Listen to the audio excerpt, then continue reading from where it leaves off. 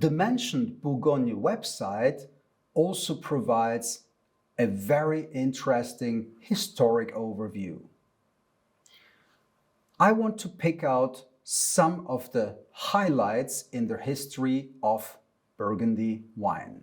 The first and perhaps most important influence is alike to many other European wine regions. Namely, when the Romans conquered the country, back then Gaul, and brought with them viticulture, wine tradition, and viticultural knowledge.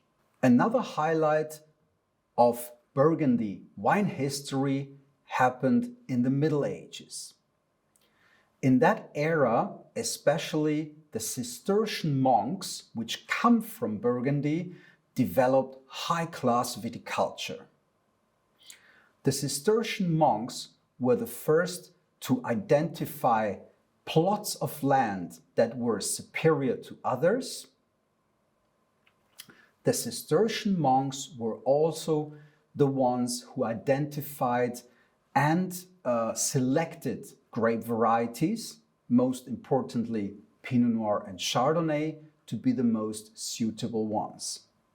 Another highlight in the history of Burgundy wines is the year 1936, when the appellation system was implemented and the appellation d'origine contrôlée was established.